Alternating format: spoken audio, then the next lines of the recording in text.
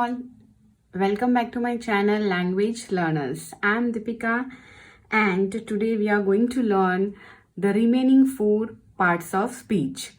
The first 4 parts of speech I have already taught you people, and if you haven't watched that video, do watch it first. I have already shared the link in the description box. So first we will revise the first 4 parts of speech. Parts of speech in brief. Noun. What is noun? Noun is the name of any person, place, animal or thing. Without noun, it is very difficult to call anyone. The second is pronoun. What are the pronouns? Pronouns are the words which replace noun by he, she, it and many more. The third is adjective. Adjectives gives us more information about noun.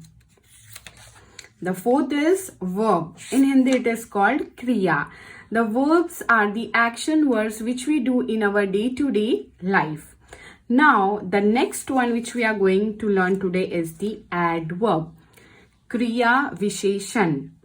Verb में जो add किया जाता है उसे कहते हैं adverb. Now let us go back. Running, writing, dancing. I have made sentence by using these 3 words only. See, Vikas is running daily in the morning. Rima is dancing beautifully. Wrinkle is sitting inside to concentrate on her writing. अभी विकास is running daily in the morning. Running जो word है वो क्या है? It is a verb. It is a, this word running is verb. ये verb है, right? अब कोई भी काम, कोई भी क्रिया किस प्रकार हो रही है उसे कहते हैं एडवर्ब. वर्ब के अंदर हमें और इंफॉर्मेशन देने वाले जो शब्द होते हैं उसे कहते हैं adverb, which adds more information to the verb. Vikas दौड़ रहा है, लेकिन वो कब दौड़ रहा है, कैसे दौड़ रहा है, कितनी बार दौड़ेगा, ये सब अलग अलग जो हमें जानकारी मिलती है वो हमें एडवर्ब के वर्ड्स के द्वारा मिलती है. तो डेली मीन्स विकास जो है वो रोज सुबह दौड़ता है, तो daily is the adverb. Daily is the adverb. Now come to the second sentence. Rima is dancing beautifully. Rima dance करी. Dancing means she is doing action and it is purely verb. Now how she is dancing? गंदा dance कर रही है, अच्छा dance नहीं कर रही है.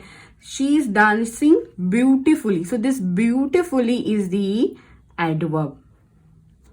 Third, Wrinkle is sitting inside to concentrate on her writing. Wrinkle is sitting inside. Wrinkle कहाँ बैठी है? वो बैठने का उसने काम तो क्या है? She is sitting. It is verb. But वो कहाँ बैठी है? Inside. So this inside is also the adverb, क्योंकि वो हमें इंफॉर्मेशन प्रोवाइड कर रहा है कि Wrinkle जो है वो अंदर बैठी है, ना ही कि सोफा के ऊपर है, बेड के ऊपर है या ऊपर के फ्लोर पे. She is sitting inside to concentrate on her writing. So friends, verb में जो और इंफॉर्मेशन ऐड करे उसे कहते हैं एडवर्ब और हिंदी में कहते हैं क्रिया विशेषण. यहाँ पे मैंने बताया वर्ब जो है वो हमें सिर्फ क्रिया बताता है.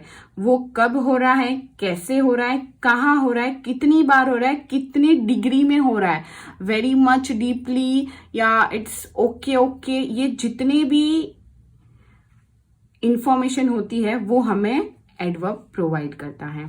Now let us go for the next one. Next is the preposition. In Hindi it is called पूर्वसर्ग.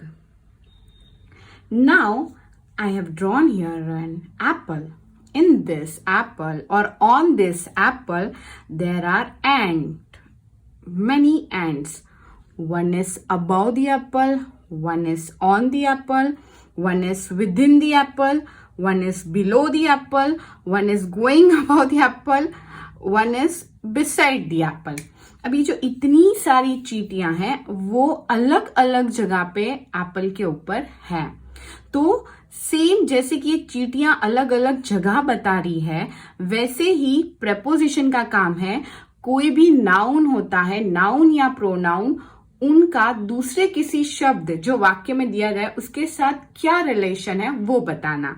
For example, I will meet you on Sunday. So this I is the noun, मैं, subject, ये pronoun है. मैं आपको कब मिलूंगा? On Sunday. I will give you my notebooks in May. मैं आपको कब बुक दूंगा? May में, in May. I will have my dinner at 8:30 p.m. कब मैं डिनर लूंगा? At 8:30 p.m. So here is the same. Where is this ant? On the apple. Apple के ऊपर है, ये एप्पल के और ऊपर है, ये एप्पल के बिलो है, ये एप्पल के अंदर है, ये एप्पल के ऊपरी तरफ जा रही है, ये एप्पल के बाजू में बैठी है. यानी नाउन की पोजीशंस भी बताता है, वो वर्ड्स को भी हम लोग प्रपोजिशंस कहते हैं. और जो हमें नाउन और प्रोनाउन का दूसरे किसी शब्द के साथ रिलेशन बताता है उसे भी हम लोग प्रपोजिशंस ही कहते हैं. So friends, I hope you have understood the preposition rightly.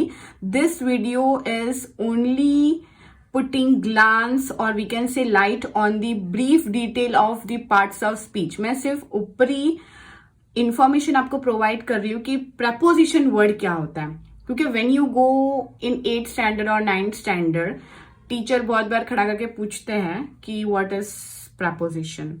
Many students are blank at that time. उनको पता ही नहीं होता कि वर्ड प्रपोजिशन क्या है.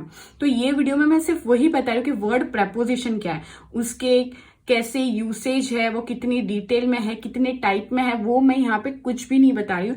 इसके लिए मैंने सबसे पहले ही लिखा है कि parts of speech in brief. So it is the only introduction of the term preposition. Now let us go next. The next is conjunction. Conjunction को हिंदी में संयोजक भी कहते हैं. What is the meaning of conjunction? Conjunctions connects words, phrases, clauses, sentences. Conjunctions जो शब्द होते हैं वो क्या करते हैं? वो कनेक्ट करते हैं, जोड़ने का काम करते हैं. किसको?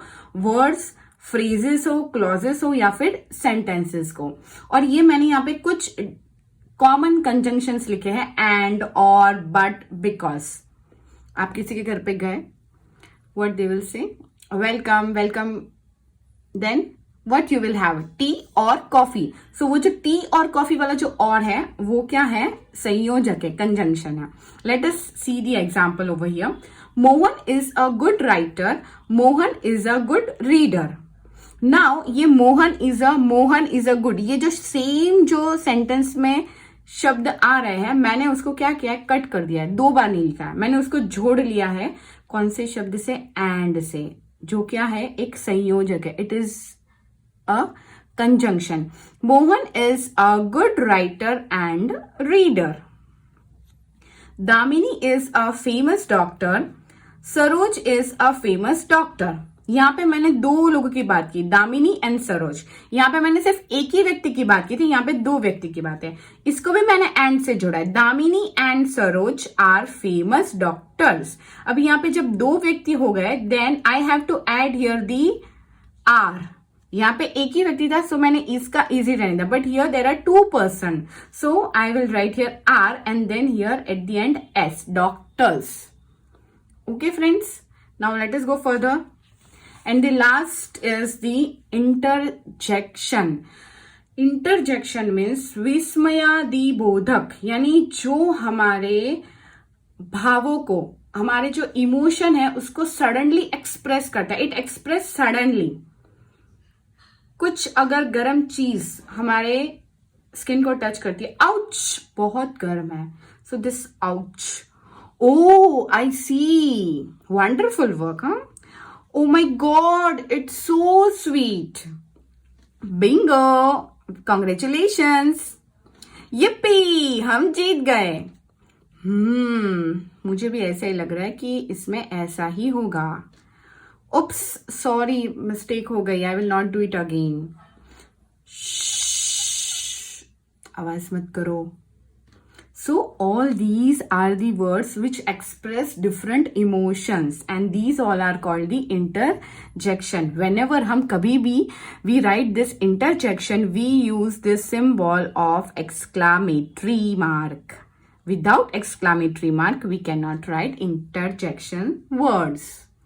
So this was the brief introduction of all the part of speech, and the video completes here. This was the second part of the part of speech in brief video.